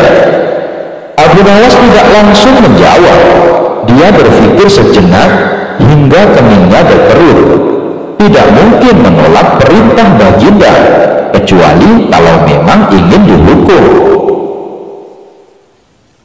Akhirnya Abu Nawas terpaksa menyanggupi proyek raksasa itu. Ada satu lagi permintaan dari Baginda. Pekerjaan itu harus selesai hanya dalam waktu sebulan. Karena kemampuanmu belum teruji, maka kamu punya waktu sebulan untuk melakukan permintaanku itu, ujar Baginda Raja. Abu Nawas pulang dengan hati masyghul. Setiap malam ia hanya berteman dengan rembulan dan bintang-bintang. Hari-hari dilewati dengan kegundahan. Tak ada hari yang lebih berat dalam hidup Abu Nawas kecuali hari-hari ini. Tetapi pada hari ke-9 ia tidak lagi merasa gundah gulana. Keesokan harinya Abu Nawas menuju istana. Ia menghadap Baginda untuk membahas pemindahan istana. Dengan senang hati, Baginda akan mendengarkan apa yang diinginkan Abu Nawas. "Ampun tuanku, hamba datang ke sini hanya untuk mengajukan usul untuk memperlancar pekerjaan hamba nanti," kata Abu Nawas. "Apa usulmu?" "Hamba akan memindahkan istana Paduka yang mulia tepat pada hari raya Idul Kurban, yang kebetulan hanya kurang 20 hari lagi." "Kalau hanya itu usulmu, baiklah," kata Baginda Raja. "Satu lagi Baginda," Abu Nawas menambahkan. "Apa lagi?" tanya Baginda Raja. "Hamba mohon Baginda menyembelih 10 ekor sapi yang gemuk untuk dibagikan langsung kepada para fakir miskin," kata Abu Nawas. "Usulmu kuterima," kata Baginda menyetujui. Abu Nawas pulang dengan perasaan riang gembira. Kini tidak ada lagi yang perlu dikhawatirkan. Toh nanti bila waktunya sudah tiba, ia pasti akan dengan mudah memindahkan istana Baginda Raja.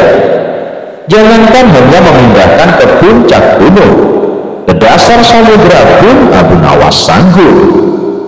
Desas-desus mulai tersebar ke seluruh pelosok negeri. Hampir semua orang harap-harap cemas, tetapi sebagian besar rakyat merasa yakin atas kemampuan Abu Nawas, karena selama ini Abu Nawas belum pernah gagal melaksanakan tugas-tugas aneh yang dibebankan di atas pundaknya. Namun ada beberapa orang yang meragukan keberhasilan Abu Nawas kali ini. Saat-saat yang dinanti-nantikan tiba. Rakyat berbondong-bondong menuju lapangan untuk melakukan sholat hari raya Idul Kurban.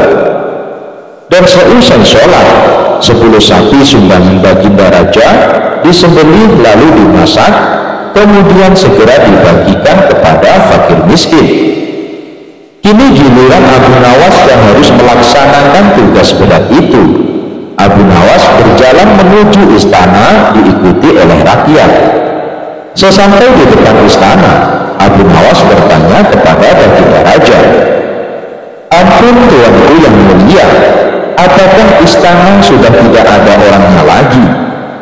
"Tidak ada," jawab Baginda Raja singkat. Kemudian Abu Nawas berjalan beberapa langkah mendekati istana. Ia berdiri sambil memandangi istana. Abu Nawas berdiri mematung seolah-olah ada yang ditunggu.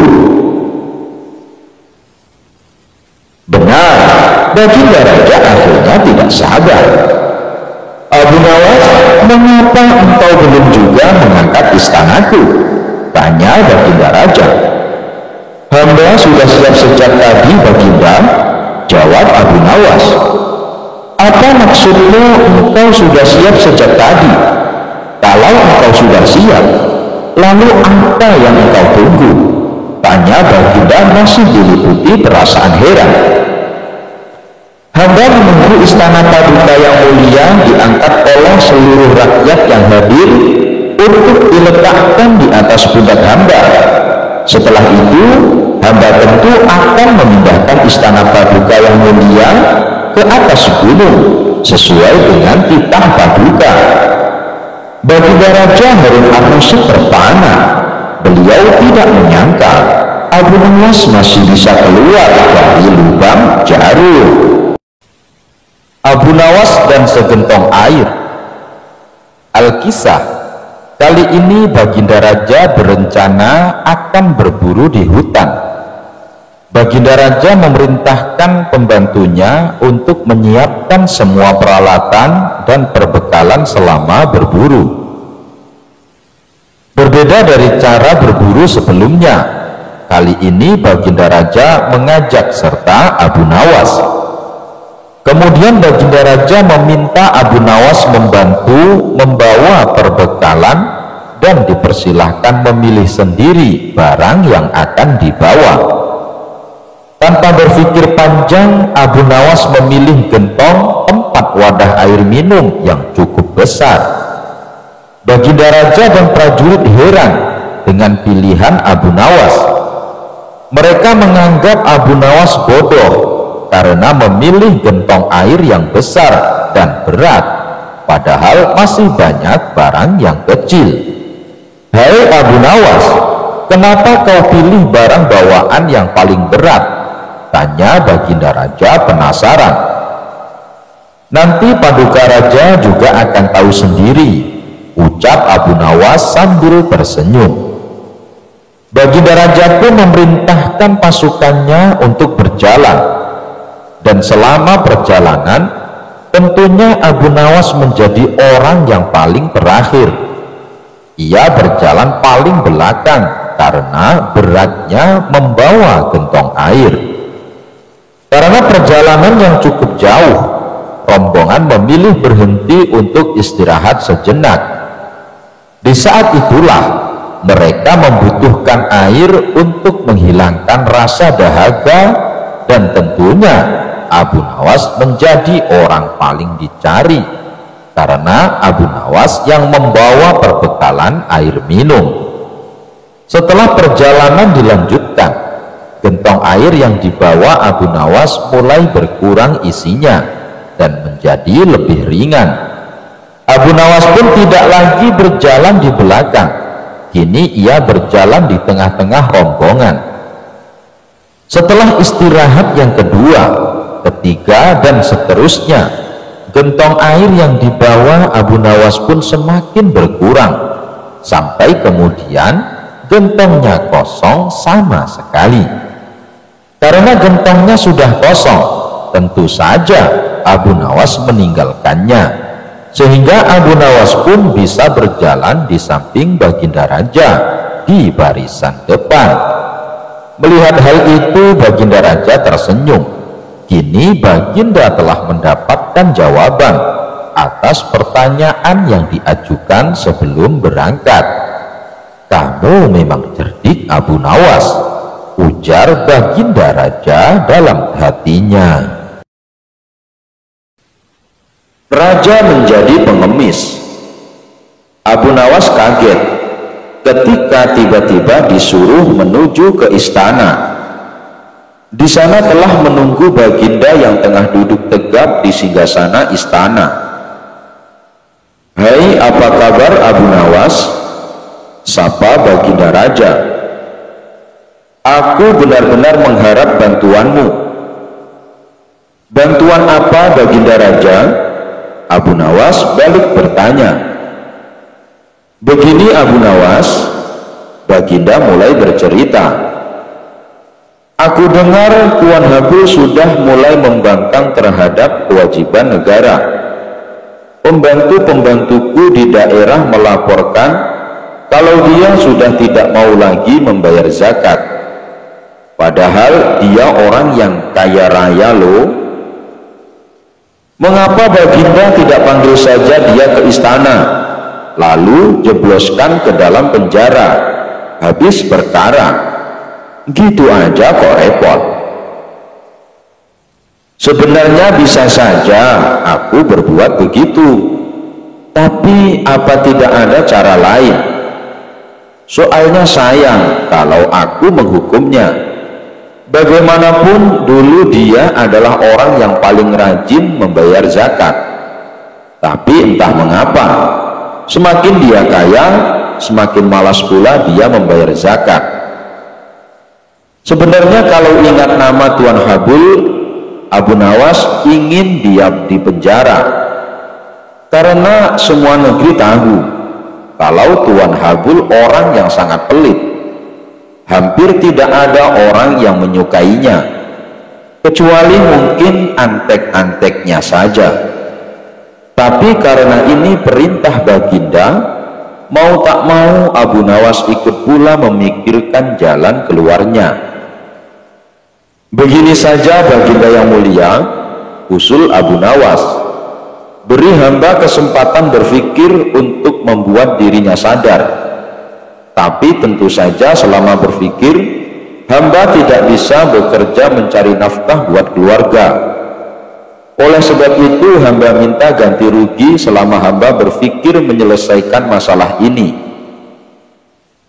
Sudah kuduga sejak semula, kau pasti meminta imbalan kalau ku minta bantuan. Ini bawa, ujar Baginda kesal. Baginda mengeluarkan uang 200.000 dinar kepada Abu Nawas. Sambil cengar-cengir, Abu Nawas membawa pulang uang pemberian Baginda Raja.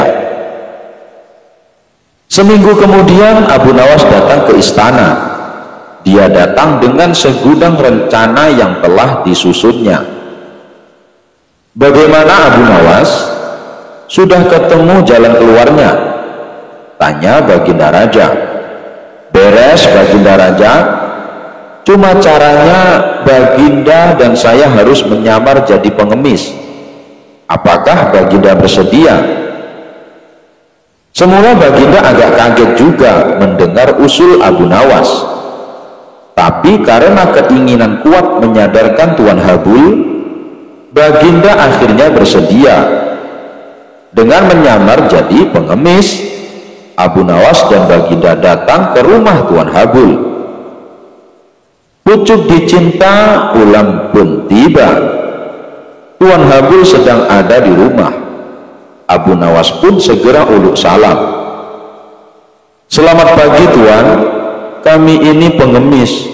Apakah Tuan ada sedikit uang receh?" "Tidak ada," jawab Tuan Habul dengan angkuh. "Kalau begitu, apakah Tuan punya pecahan roti kering sekedar untuk mengajar perut kami yang sedang lapar?" "Tidak ada." "Kalau begitu kami minta air putih." "Tidak banyak, masing-masing 1 gelas saja." "Sudah kubilang, aku tidak punya apa-apa." Tuan Habul mulai tidak bisa menahan emosinya. Dan rupanya jawaban ini yang ditunggu-tunggu Abu Nawas. "Kalau Tuan tidak punya apa-apa," tetus Abu Nawas, "mengapa Tuan tidak ikut kami saja menjadi pengemis?" Wajah Tuan Habul pucat pasi mendengar cetusan Abu Nawas. Rasa marah, tersinggung, dan terhina bercampur aduk menjadi satu. Tapi belum sempat kesadaran Tuan Habul pulih, Abu Nawas dan Baginda segera membuka kedoknya. "Bagaimana Habul? Kali ini giliran Baginda yang berbicara. Mau pilih jadi orang kaya atau menjadi orang yang tidak punya apa-apa?" "Kalau pilih jadi orang yang tidak punya apa-apa, ya ikut saja Abu Nawas mengemis dari rumah ke rumah. Tapi kalau pilih menjadi orang kaya, ya jangan lupa membayar zakat. Bukan begitu Habul?" Mendengar penuturan Baginda, Tuan Habul terdiam 1000 bahasa. Dia merasa sangat malu. Sedangkan Abu Nawas hanya cengengesan menyaksikan kejadian itu. "Enak saja Baginda menyuruhku jadi pengemis," gumam Abu Nawas sambil mengumpat dalam hati. "Apa boleh buat, zakat kewajiban bagi yang mampu untuk menunaikannya." Abu Nawas lebih hebat dari jin ifrit. Baginda Raja baru saja membaca kitab tentang kehebatan Raja Sulaiman yang mampu memerintahkan para jin memindahkan singgasana Ratu Bilqis di dekat istananya. Baginda membaca surat An-Naml ayat 39 sampai 40. Jin ifrit berkata, "Akulah yang akan membawanya kepadamu sebelum engkau berdiri dari tempat dudukmu. Dan sungguh aku kuat melakukannya dan dapat dipercaya." Seorang yang mempunyai ilmu dari kitab berkata, "Aku akan membawa singgasana itu kepadamu sebelum matamu berkedip."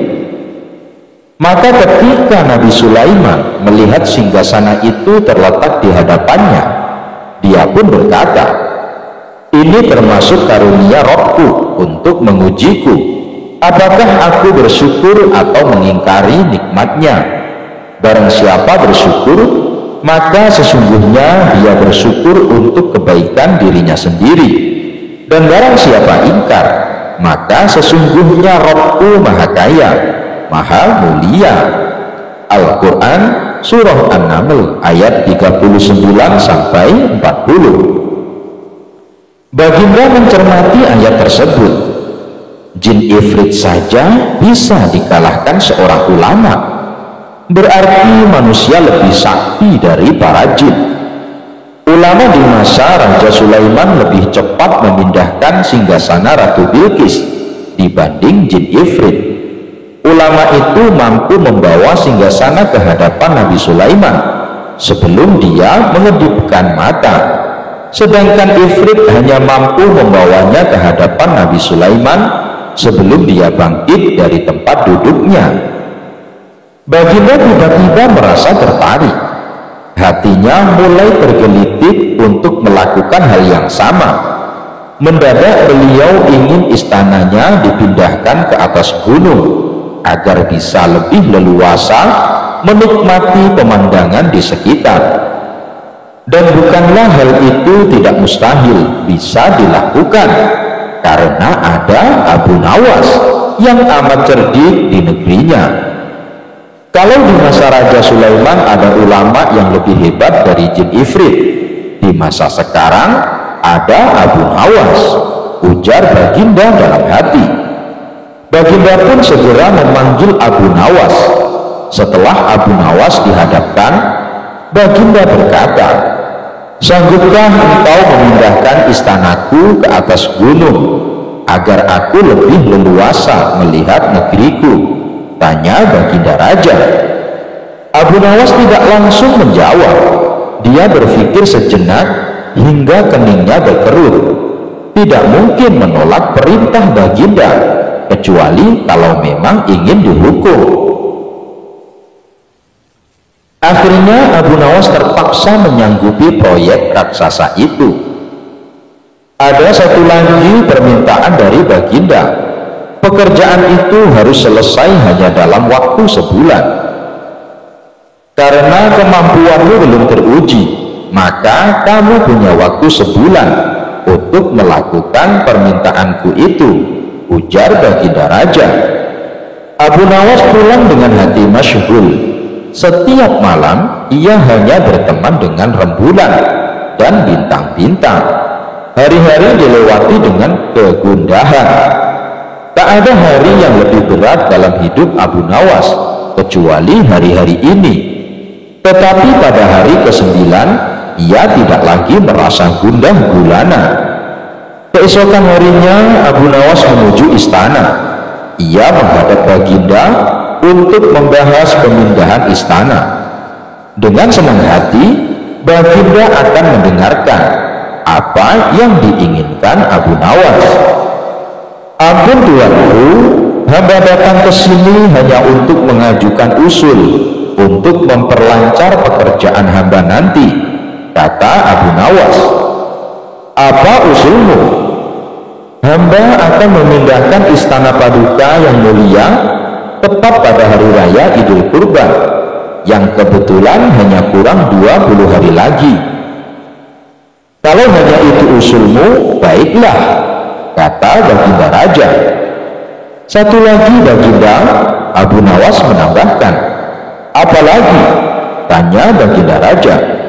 "Hamba mohon Baginda menyembelih 10 ekor sapi yang gemuk untuk dibagikan langsung kepada para fakir miskin," kata Abu Nawas.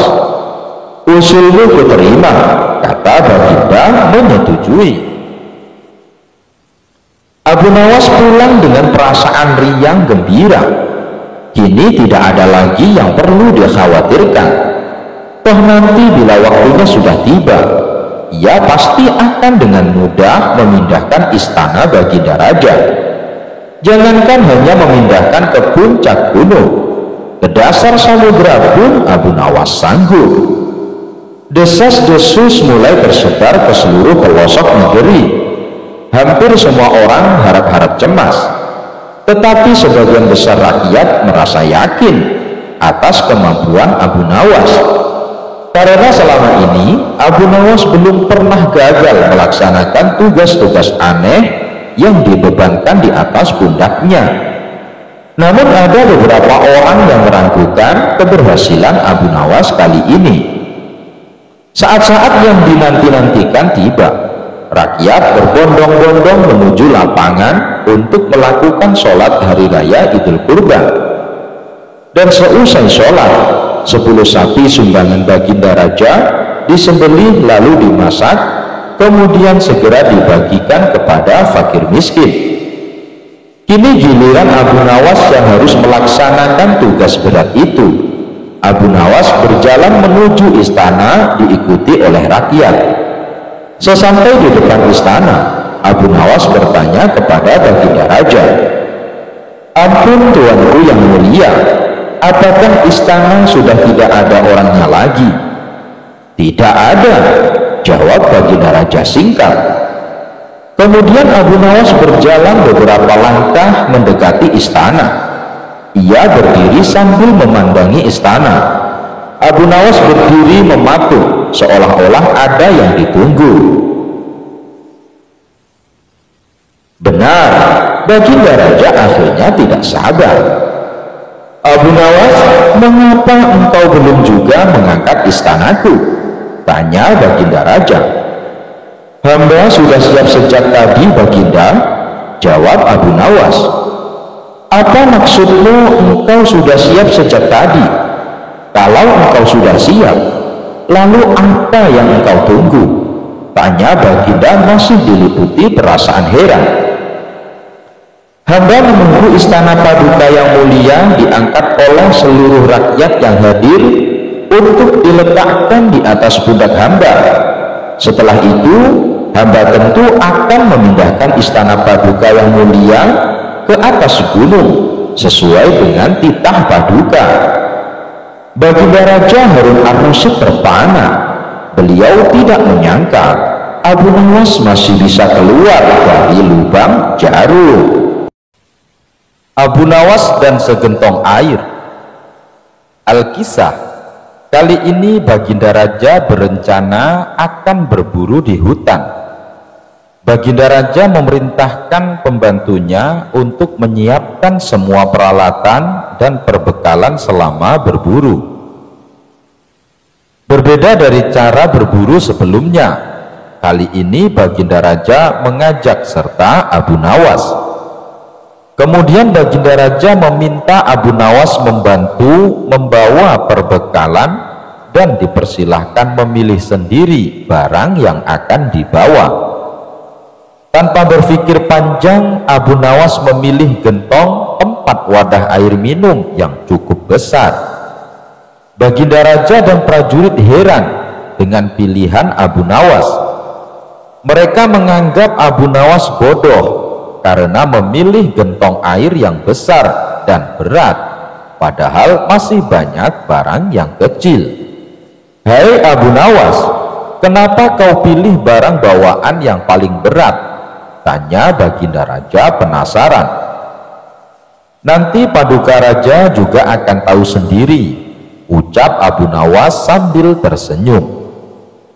Baginda Raja pun memerintahkan pasukannya untuk berjalan, dan selama perjalanan tentunya Abu Nawas menjadi orang yang paling terakhir. Ia berjalan paling belakang karena beratnya membawa gentong air. Karena perjalanan yang cukup jauh, rombongan memilih berhenti untuk istirahat sejenak.